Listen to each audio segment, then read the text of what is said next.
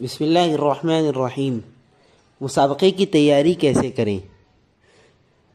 عزیز طلبہ کرام، ماشاء اللہ آپ لوگوں نے مسابقے میں حصہ لیا۔ اللہ تعالیٰ آپ تمام کو امتیازی نمبرات سے کامیابی نصیب فرمائے اور ہم سب کو اپنے رسول صلی اللہ علیہ وسلم سے سچی پکی محبت نصیب فرمائے۔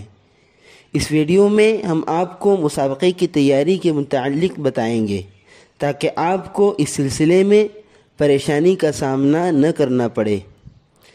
تیسری تا پانچویں کے طلباء کے لیے 250 سوالات منتخب کیے گئے ہیں۔ انہیں چاہیے کہ وہ انہیں بار بار پڑھیں، انشاءاللہ وہ بآسانی یاد ہو جائیں گے، اور جب یاد ہو جائیں تو والدین یا بھائی بہنوں کے ذریعے سوالات کروائیں۔ اس طرح انشاءاللہ آپ کو پختہ یاد ہو جائے گا۔ اس کے علاوہ لکھنے کی بھی مشق کرتے رہیں۔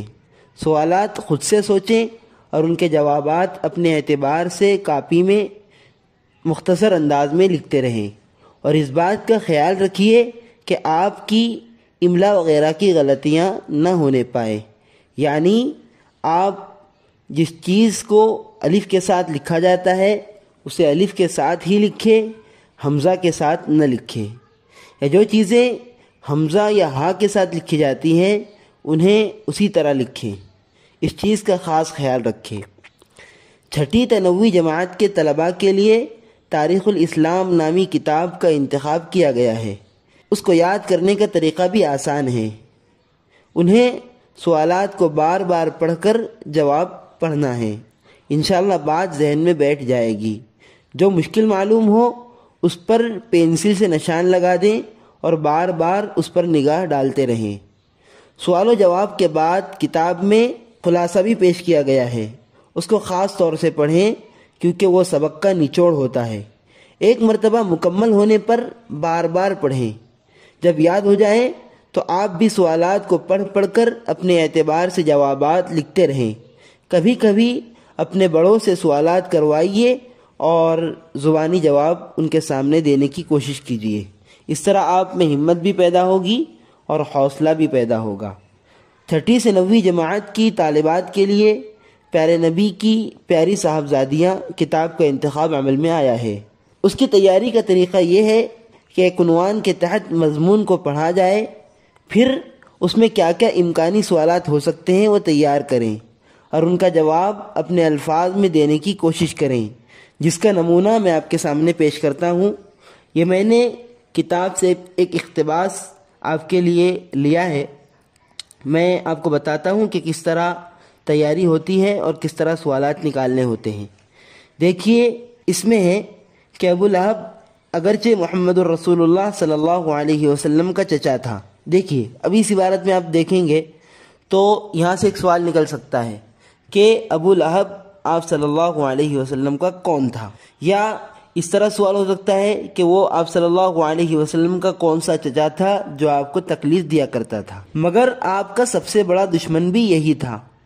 اب یہاں بھی آپ دیکھیے یہ بھی سوال بن سکتا ہے کہ آپ صلی اللہ علیہ وسلم کا سب سے بڑا دشمن کتاب میں کسے کہا گیا ہے۔ آگے ہے، اور ابو لہب رسول اللہ صلی اللہ علیہ وسلم کو اذیت دینے کا کوئی موقع ہاتھ سے نہیں جانے دیتا تھا۔ اذیت دیکھیے ایک لفظ ہے، اگر ایسا کچھ مشکل لفظ آئے تو اسے لغت میں تلاش کریں یا پھر ہم سے رابطہ کریں، انشاءاللہ ہم لوگ مشکل الفاظ کے معنی بھی آپ کو بتا دیں گے۔ اذیت کے معنی ہوتے ہیں تکلیف کے، یعنی وہ آپ صلی اللہ علیہ وسلم کو بہت زیادہ تکلیفیں دیتا تھا۔ ابو لہب کی بیوی ام جمیل بھی ایذا رسانی میں اس سے کم نہ تھی۔ دیکھیے اب یہاں پتہ چل گیا۔ اب آپ سے پوچھا جا سکتا ہے ابو لہب کی بیوی کا نام کیا تھا، کیا وہ بھی آپ صلی اللہ علیہ وسلم کو تکلیف دیتی تھی؟ تو آپ کہیں گے ابو لہب کی بیوی کا نام ام جمیل تھا اور وہ بھی آپ صلی اللہ علیہ وسلم کو خوب تکلیف دیتی تھی۔ اب سوال یہ ہو سکتا ہے کہ وہ کس طرح کی تکلیف دیتی تھی۔ دیکھیے اگلی عبارت، یہ جنگل سے کانٹے دار لکڑیاں کاٹ کر رات کو حضور صلی اللہ علیہ وسلم کے راستے میں بکھیر دیتی تھی۔ تو اس کا جواب ہوا کہ یہ آ گیا۔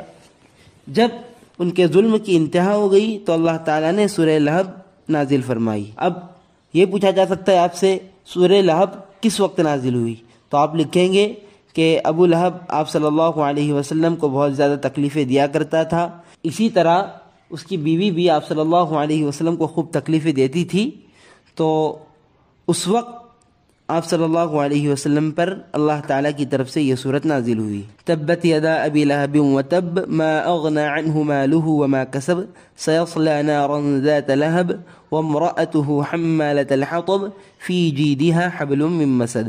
اب اس کا ترجمہ یہاں دیا گیا ہے۔ دیکھیے یہ آپ کا ہو گیا۔ اب 10ویں تا 12ویں جماعت کے طلباء و طالبات کے لیے رحمت عالم نامی کتاب کو تجویز کیا گیا ہے، جس کی تیاری بھی اوپر والی کتاب کی طرح کریں، یعنی آپ اس کے ایک ایک پیراگراف کو، ایک ایک اقتباس کو پڑھتے رہیں اور اس میں سے امکانی سوالات نکالتے رہیں اور اپنے اعتبار سے ان کے جوابات تیار کرتے رہیں۔ اسی طرح اپنے بڑوں سے بھی کہیے کہ وہ آپ سے سوالات کریں، کبھی آپ سوالات نکال کر اپنے اعتبار سے لکھنے کی مشق کرتے رہیں۔ 10ویں اور 12ویں کے طلباء کے لیے بھی ایک نمونہ پیش کیا جا رہا ہے ان کی کتاب سے، وہ اسے بغور سنیں اور اس کے مطابق تیاری کریں۔ ابو طالب کی پرورش میں چچا نے اپنے بھتیجے کو بڑے لاڈ اور پیار سے پالا۔ باپ سے سوال کیا جا سکتا ہے ابو طالب نے آپ صلی اللہ علیہ وسلم کی کیسی تربیت کی؟ آپ کہہ سکتے ہیں بڑے لاڈ و پیار کے ساتھ تربیت کی، پھر اپنے بچوں سے بڑھ کر ان کے آرام کا خیال کرتے اور ان کا ناز اٹھاتے۔ یہ مکمل جواب ہوا۔ ابو طالب سوداگر تھے۔ آپ سے پوچھا جا سکتا ہے ابو طالب کا پیشہ کیا تھا؟ آپ کہیں گے وہ سوداگر تھے۔ ایک بار کا واقعہ ہے کہ وہ تجارت کا سامان لے کر شام کے ملک کو جا رہے تھے۔ آپ نے بھی ساتھ چلنے کی خواہش کی۔ چچا اپنے اکلوتے بھتیجے کی خواہش کو رد نہ کر سکے اور ساتھ لے چلے، پھر کسی وجہ سے راستے ہی سے واپس کر دیا۔ دیکھیے پوچھا جا سکتا ہے کہ ابو طالب آپ صلی اللہ علیہ وسلم کو تجارت کی غرض سے شام لے گئے تھے، تو آپ کہیں گے کہ نہیں، بلکہ راستے سے واپس کر دیا تھا۔ پھر جب آپ صلی اللہ علیہ وسلم کی عمر 12 برس ہوئی تو عرب بچوں کے دستور کے مطابق بکریاں چرانے لگے۔ اس کے متعلق بھی پوچھا جا سکتا ہے کہ آپ صلی اللہ علیہ وسلم نے بکریاں چرائیں وغیرہ۔ عرب میں اس وقت لکھنے پڑھنے کا رواج نہ تھا، اس لیے آپ صلی اللہ علیہ وسلم کو بھی لکھنے پڑھنے کی تعلیم نہیں دی گئی۔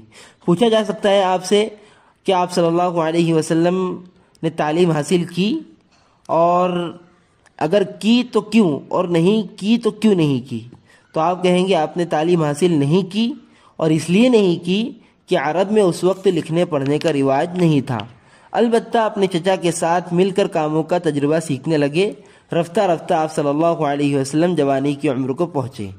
تو اس طرح آپ تیاری کریں، انشاءاللہ بڑی آسانی سے آپ یاد کر سکتے ہیں، اس کے پڑھ سکتے ہیں۔ اللہ تعالیٰ آپ تمام کو نمایاں کامیابی عطا فرمائے۔